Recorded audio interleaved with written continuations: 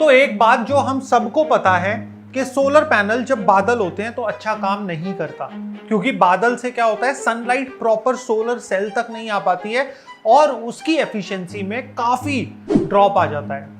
मगर एक चीज पे फिर सब लोग एग्री करेंगे कि जब सन खूब अच्छे से शाइन कर रहा है, जैसे इस समय पे दिल्ली में जो टेम्परेचर्स पहुंच रहे हैं 40-50 डिग्री सेल्सियस, ऐसे टाइम पे तो सोलर को खूब दबा के इलेक्ट्रिसिटी बनानी चाहिए। तो क्या आप भी यही सोचते हो कि जब खूब अच्छे से सन शाइन कर रहा है, टेम्परेचर भी अच्छे पहुंच रहे हैं क्योंकि सन की खूब रेडिएशन अर्थ तक आ रही है, तो क्या आपका सोलर पैनल ऐसे समय पे ज्यादा अच्छा काम करता है या फिर वो जितना अच्छा काम पहले कर रहा था उससे भी बुरा करने लगता है?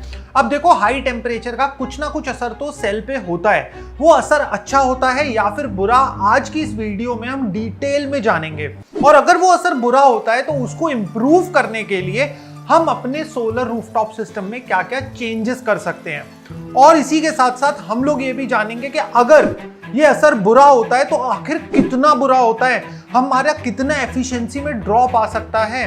और अगर कुछ नहीं आता तो मैं वीडियो ही नहीं बनाता। बट आगे बढ़ते हैं और इसी के साथ साथ हम लोग एक लाइव एग्जांपल भी देखेंगे। मैं आपको एक लाइव प्रोजेक्ट, एक इन्वर्टर का डेटा दिखाऊंगा कि जून जुलाई के महीनों में कितना इलेक्ट्रिसिटी प्रोडक्शन होता है और उसी के कंपैरिजन में फरवरी, मार्च, अप्रैल इन महीनों में कितना एनर्जी प्रोडक्शन होता है। क्योंकि जो हमारा फरवरी का महीना होता है, मार्च का, अप्रैल का महीना होता है, इसमें टेम्परेचर्स ज्यादा हाई नहीं होते हैं इन कंपैरिजन टू मई, जून, जुलाई। तो हम लोग कॉन्टिन्यूसली आप लोगों के लिए एफर्ट मारते हैं ऐसा ही अच्छा कंटेंट बनाने के लिए। बट आपको क्या करना है, हमारे कंटेंट कोई प्रीमियम नहीं होता, बट आप लोग एक चीज कर सकते हो, अपना सपोर्ट दिखाने के लिए हमारे इस चैनल को कर सकते हो अभी के अभी सब्सक्राइब, जिससे हमें मिलता है और अच्छा कंटेंट बनाने के लिए मोटिवेशन। तो सबसे पहले हम लोग समझते हैं कि आखिर इस हाई टेम्परेचर का हमारे सोलर पैनल पे क्या असर होता है। सोलर पैनल में पी और एन जंक्शन होता है और होता क्या है कि जब सनलाइट आती है, सनलाइट बेसिकली क्या है, सनलाइट फोटॉन्स के पार्टिकल्स हैं और जब वो फोटॉन के पार्टिकल्स आते हैं तो वो आपके पी और एन जंक्शन में प्रेजेंट इलेक्ट्रॉन्स को नॉकआउट कर देते हैं और उन इलेक्ट्रॉन्स जहां से वो निकल जाते हैं तो वो दूसरी तरफ जो हमारा दूसरा जंक्शन है, जहां पे होल्स हैं, जहां पे उन इलेक्ट्रॉन्स को जाना है, वहां के लिए वो अपना ट्रैवल करना स्टार्ट कर देते हैं, जिसको हम फिंगर लाइंस बनाते हैं सोलर पैनल पे।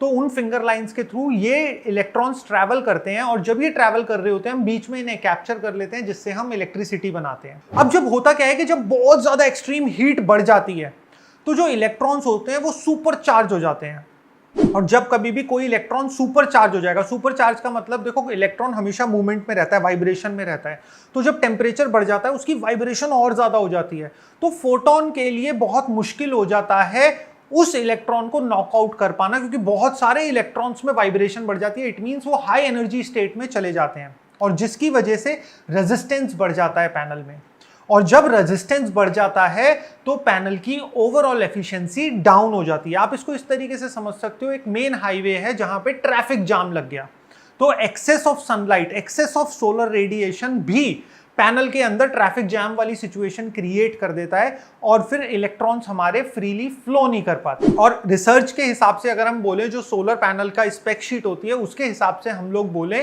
तो हर एक डिग्री इंक्रीज इन टेम्परेचर आपके सोलर पैनल की एफिशिएंसी को 0.5% तक कम कर देती है। अब ये डेटा है जो कि स्पेक शीट में लिखा हुआ होता है, बट स्पेक शीट से रियलिटी कितनी डिफर करती है वो हम लाइव एग्जांपल से समझेंगे। तो बेसिकली होता क्या है, जैसे ही टेम्परेचर बढ़ने लगता है तो हमारे सोलर पैनल का जो वोल्टेज होता है वो ड्रॉप होने लगता है।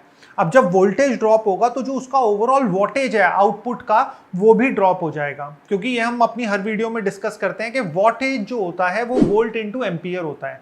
एम्पियर जितने वो दे रहा है उतने ही बने रहे, बट अगर वोल्टेज कम हो गए तो ओवरऑल वोल्टेज तो कम होगा ही होगा और इससे ओवरऑल हमारा क्या होगा, हमारा इलेक्ट्रिसिटी का आउटपुट कम हो जाएगा। अब इसी के ऊपर मुझे YouTube पे ऑनलाइन काफी सारी वीडियोस भी देखने को मिली जब हम इस टॉपिक पे रिसर्च कर रहे थे, जिसमें कि गरम सोलर पैनल को डायरेक्ट पानी डाल के ठंडा कर दिया और फिर फोन ऐप के थ्रू दिखाया कि देखो इफिशिएंसी इसकी कितनी इंप्रूव हो गई है, जस्ट डबल हो गई एफिशिएंसी। तो हमें एक्चुअल में, अब आप में से कुछ लोग सोचोगे कि चलो पाइप लेके सोलर पैनल को ठंडा कर देते हैं तो उसकी एफिशिएंसी इंप्रूव हो जाएगी। पहली चीज तो ये एक टेम्परेरी इंप्रूवमेंट होगा, फिर से क्या होगा, फिर से जब टेम्परेचर इंक्रीज होगा फिर से एफिशिएंसी डाउन आ जाएगी। दूसरी चीज क्या होगा कि जो आपका सोलर पैनल होता है उसके टॉप सरफेस जो ग्लास होता है वो टेम्पर्ड ग्लास होता है। टेम्पर्ड ग्लास जब हाई टेम्परेचर में गर्म होता है ना और उसके ऊपर आप इमीडिएट ठंडा डाल दो तो उसके अंदर ग्लास के क्रैक होने के चांसेस भी बहुत ज्यादा बढ़ जाते हैं, और अगर माइक्रो क्रैक आ गए तो वो सोलर पैनल को परमानेंटली डैमेज भी कर सकते हैं। माइक्रो क्रैक पहली चीज तो आंखों से दिखाई नहीं देंगे, बट मॉइस्चर अंदर चला जाने लगेगा फिर आपके सोलर पैनल के, और उसकी एफिशिएंसी आने वाले काफी सालों तक के लिए, मतलब जब तक वो सोलर पैनल है तब तक के लिए परमानेंटली डाउन आ जाएगी। तो ऐसी गलती मत करना। मैं आपको तरीके बताऊंगा जिससे कि आप अपने सोलर पैनल का टेम्परेचर रेगुलेट कर सकते हो परमानेंटली। अब यहां पे आता है एक और अहम सवाल कि सोलर पैनल के लिए आइडियल टेम्परेचर क्या है जिसपे कि हमारा सोलर पैनल बेस्ट तरीके से काम करे और सबसे ज्यादा एफिशिएंसी में काम करे। तो वो टेम्परेचर है दोस्तों 25 डिग्री सेल्सियस। 25 डिग्री सेल्सियस अगर आपका टेम्परेचर है एटमॉस्फेयर में, एम्बिएंट टेम्परेचर जिसे हम बोलते हैं, तो आपका सोलर पैनल मैक्स एफिशिएंसी पे काम करेगा। और जैसे जैसे एक एक डिग्री बढ़ता जाएगा टेम्परेचर, सोलर पैनल की एफिशिएंसी जैसा कि मैंने आपको बताया था 0.5% तक डाउन होती जाएगी। तो अगर फॉर एग्जांपल दिल्ली में आज की डेट में टेम्परेचर है 50 डिग्री सेल्सियस, तो हमारे सोलर पैनल की एफिशिएंसी 12 से 15% तक कम हो जाएगी। अब मैं आपको देता हूं कुछ टिप्स एंड ट्रिक्स जिसका इस्तेमाल करके आप अपने सोलर पैनल का टेम्परेचर रेगुलेट रख सकते हो। तो सबसे पहली चीज होती है कि जहां पे भी आप सोलर पैनल अपने इंस्टॉल करा रहे हो वहां पे प्रॉपर वेंटिलेशन हो। कई बार क्या होता है, बहुत जगहों पे मैंने देखा है कि सोलर पैनल को ग्राउंड माउंटेड स्ट्रक्चर पे लगा दिया जाता है और उनके नीचे स्पेस ही नहीं रहता जहां पे कि गर्म हवा और हीट ट्रैप हो जाती है। तो अब आप लोगों को क्या करना है, सोलर पैनल को थोड़ा सा हाई राइज स्ट्रक्चर पे लगाना है जिससे कि उसके नीचे हवा का फ्लो बना रहे और हीट कहीं पे भी ट्रैप ना हो। दूसरी चीज हम लोग क्या कर सकते हैं, सोलर पैनल के नीचे हम लोग पेड़ पौधे रख सकते हैं। पेड़ पौधों से मतलब अब रूफ पे तो आप रखोगे नहीं, तो छोटे छोटे पौधे रख सकते हो। खूब सारा एक छोटा सा गार्डन सोलर पैनल्स के नीचे क्रिएट कर सकते हो। जहां कहीं पे भी गार्डन होगा वहां पे सोलर पैनल्स का जो टेम्परेचर है वो काफी हद तक रेगुलेटेड रहेगा। इसी तरीके का हमारे को एक प्रोजेक्ट देखने को मिलता है गुजरात में जिसमें कि एक कैनाल के ऊपर सोलर पैनल्स को लगाया गया है। तो वहां पे डबल फायदे हैं, एक तो कैनाल का जो पानी है वो भी इवेपोरेट नहीं होता, और दूसरी चीज सोलर पैनल का टेम्परेचर भी रेगुलेट रहता है जिससे कि वो हाई एफिशिएंसी में काम कर सकते हैं। तो अगर आप लोग चाहो तो आप लोग भी कोई एक आर्टिफिशियल वाटर बॉडी अपने सोलर पैनल्स के नीचे क्रिएट कर सकते हो जिससे कि उन सोलर पैनल्स का टेम्परेचर रेगुलेट रहेगा। अब आते हैं तीसरी चीज पे। हमने बहुत बारी देखा है कि लोग सोलर पैनल का अगर स्ट्रक्चर ऊंचा लगवाते हैं तो उसके नीचे एसी की यूनिट्स को इंस्टॉल करा देते हैं। अब एसी गर्मी में बहुत ज्यादा हीट जनरेट करता है, तो अगर आपको एसी इंस्टॉल कराना है तो कोशिश करो कि वो आपके सोलर पैनल के नीचे ना हो, कहीं अलग से हो, जिससे कि जो एसी का यूनिट हीट छोड़ रहा है वो अंदर ही सोलर पैनल के स्ट्रक्चर के नीचे ट्रैप ना हो। तो इस चीज का भी हम लोगों को ध्यान रखना चाहिए। और चौथी चीज आप लोग क्या कर सकते हो, अपने सोलर पैनल्स के ऊपर एक एसी इंस्टॉल करा सकते हो जिससे कि एसी की ठंडी हवा आपके पैनल्स को ठंडा रखेगी। मैं मजाक कर रहा हूं, बट अब हम बढ़ते हैं, एक्चुअली तीन ही चीजें हैं जो हम फॉलो कर सकते हैं, चौथी कोई चीज नहीं है। अब हम बढ़ते हैं आगे, ये तो जस्ट एक ऐसी मजाक हो गया। अब हम बढ़ते हैं आगे, एक्चुअल लाइफ डेटा देखते हैं कि हमारा एक 3 किलोवाट का सिस्टम है। कस्टमर से हमने लॉगिन आईडी पासवर्ड ले लिया जिससे कि आप लोगों को भी दिखाया जा सके। ऐप मैंने भी इंस्टॉल करा है, तो इस ऐप को खोलते हैं। तो मैंने 2023 का डेटा लिया है, 24 में अभी भी चल ही रहा है सिस्टम, तो अभी उसका डेटा कंपैरेटिवली क्या हम देखेंगे, क्या समझ पाएंगे। तो 2023 का डेटा है और आप इस डेटा में जैसा कि देख पा रहे हो 1 to 12 लिखा है, ये सारे के सारे महीने हैं, 1 से 12 महीने। अब हम लोग देखते हैं कि हमारे सिस्टम ने मार्च में कितने एनर्जी प्रोड्यूस करी। ये है किलोवाट आवर्स में। किलोवाट आवर्स में हर बार अपने चैनल पे बोलता हूँ, इसका मतलब होता है यूनिट्स, कि कितनी यूनिट्स बनाई। तो देखो दोस्तों, मार्च के महीने में सिस्टम ने यूनिट बनाई है 429.10 यूनिट्स। ये है मार्च में। मार्च में क्या रहता है, थोड़ा सा क्लाउडी भी हो जाता है, कभी कभी हो सकता है कुछ लाइट वाइट भी गई हो। तो फिलहाल के लिए इनका 429 यूनिट्स हैं। अब हम आते हैं जनवरी, फरवरी, मार्च, अप्रैल। अप्रैल में देखो 465 यूनिट्स बनाई हैं। 3 किलोवाट का सिस्टम है, तो अगर आप इसका एक एवरेज कैलकुलेट करोगे 465 डिवाइडेड बाय 30, तो पर डे 15 यूनिट बना रहा है। 3 किलोवाट के सिस्टम के लिए वैसे जो एवरेज बोला जाता है वो 12 से 14 बोला जाता है, बट एफिशिएंसी पे सिस्टम काम कर रहा है, पैनल्स क्लीन है, सर्विस रेगुलर होती है, तो 15 भी यूनिट्स बना रहा है। तो हमारा हाईएस्ट हो गया अप्रैल का 465, और हमारा गर्मियों के महीने का, सर्दी का मैं नहीं कैलकुलेट कर रहा, नवंबर दिसंबर का, क्योंकि उस समय पे बादल भी रहते हैं और हमारे सन आवर्स भी कम रहते हैं, तो उसको हम भूल जाते हैं फिलहाल के लिए। फिलहाल हम हीट का इंपैक्ट दिखा रहे हैं पैनल्स पे।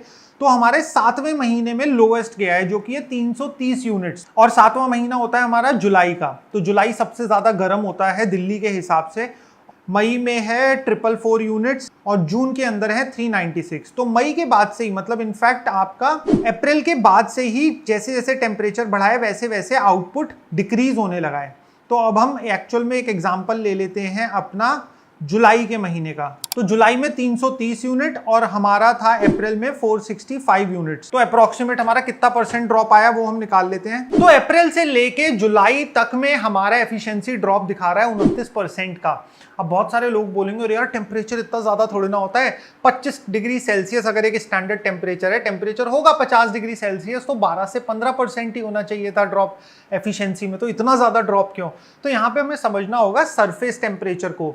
हमारे एटमॉस्फेयर का टेम्परेचर तो होगा 50 डिग्री सेल्सियस, बट जब कॉन्टिन्यूसली सनलाइट पैनल पे पड़ती रहती है तो पैनल का टेम्परेचर 70, 72, 80 डिग्री सेल्सियस तक भी गर्म हो जाता है, और जिसकी वजह से हमें ये 29% तक का ड्रॉप देखने को मिल रहा है। तो हमारे चैनल में हम लोगों की हमेशा ये कोशिश रहती है कि आप लोगों के लिए अनफिल्टर्ड जानकारी जो कि एक्चुअल में सही है विद प्रूफ लाते रहें। और हमने ऐसी ही एक वीडियो और भी बनाई थी जिसमें हमने बताया था कि आप अपने सोलर रूफटॉप सिस्टम की एफिशिएंसी को किन किन तरीकों से इंप्रूव कर सकते हो, या फिर इसको अलग तरीके से बोला जाए तो क्या क्या गलतियां अवॉइड करके अपने सोलर रूफटॉप सिस्टम की एफिशिएंसी को मैक्सिमाइज कर सकते हो।